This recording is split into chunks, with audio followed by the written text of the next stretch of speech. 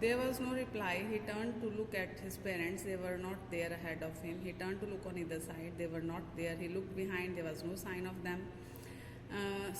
Second part में जो हमने लास्ट में पढ़ा था कि वो जो बच्चा है वो झूला लेना चाहता है और वो अपने पेरेंट्स को कहता है कि मुझे ये झूला लेना है, और फिर वो देखता है कि उसे कोई रिप्लाई नहीं मिलता।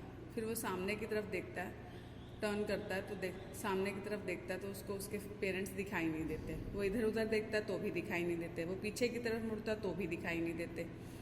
A full deep cry rose within his throat, dry throat, and with a sudden jerk of his body, he ran from where he stood, crying in real fear, "Mother, Father!" Tears rolled down from his eyes, hot and furious. His flushed face was convulsed with fear. Panic-stricken, he ran to one side first, then to the other, hither and thither in all directions, knowing not where to go. "Mother, Father!" he wailed. His yellow turban came untied and his clothes became muddy. और फिर जो है वो अपने सूखे गले से चिल्लाता है और उसकी बॉडी जो है एक झटके से जो है वो भागने लगता है। और वेयर ही स्टूड, जहाँ पर वो खड़ा होता है वहाँ से वो भागता है और चिल्लाते हुए मदर फादर, उसकी आंखों से आंसू निकलते चले जा रहे हैं और उसका फेस जो है पूरा कन्वुल्स्ड मीन्स अकड़ा हुआ है। पैनिक स्ट्रिकन, डर के मारे ही रैन टू वन साइड, कभी वो एक डायरेक्शन में जाता है कभी वो दूसरी डायरेक्शन में जाता है, इधर उधर उसे पता नहीं लग रहा है कि वो किस डायरेक्शन में जाए, और वो चिल्लाता रहता है मदर फादर। और उसकी जो येलो टर्बन है वो भी अनटाइड हो चुकी है और उसके क्लोथ जो है वो खराब हो चुकी हैं। Having run to and fro in a rage of running for a while, he stood defeated, his cries suppressed into sobs.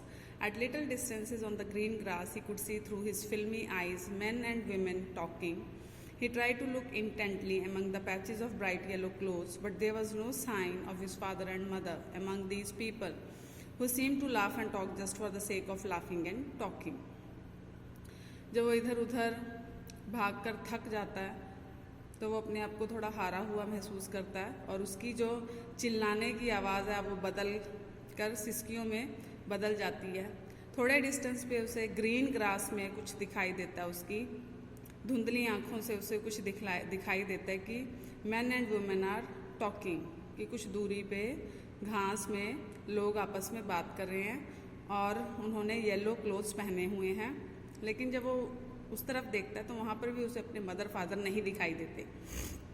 वो लोग आपस में क्या कर रहे हैं? They were laughing and talking just for the sake of laughing and talking. They are enjoying the time. He ran quickly again, this time to a shrine to which people seemed to be crowding. Every little inch of space here was congested with men, but he ran through people's legs, his little sob lingering. Mother, father. Near the entrance to the temple, however, the crowd became very thick.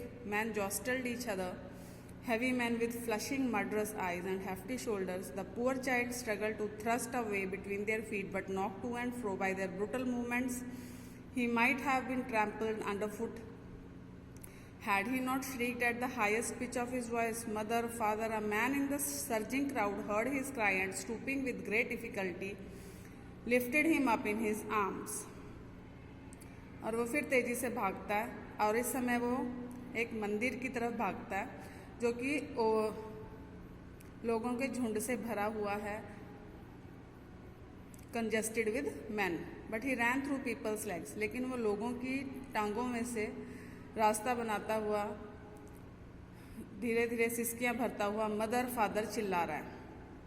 Near the entrance to the temple, जैसे ही वो temple की entrance पे पहुंचता है वहां पर जाकर जो झुंड है वो और भी ज़्यादा थिक हो जाता है। मैन जॉस्टल्ड, जॉस्टल्ड मीन्स धक्का मारना, लोग एक दूसरे को धक्का मार रहे हैं और जो वहाँ पर हैवी मैन खड़े हैं वो उनकी आंखें जो हैं बड़ी ज़्यादा मर्डरस लग रही हैं और उनके शोल्डर्स बहुत ज़्यादा ब्रॉड लग रहे हैं। और जो पुअर चाइल्ड है वो रास्ता बनाता हुआ उनके पैरों में से जो है रास्ता बनाता हुआ निकलता जा रहा है। He might have been trampled under foot, वो अगर चिल्ला चिल्ला कर ना बोल रहा होता father mother where are you, तो सच में वो जो है लोगों के पैरों के नीचे कुचला जाता अगर वो ना चिल्ला रहा होता।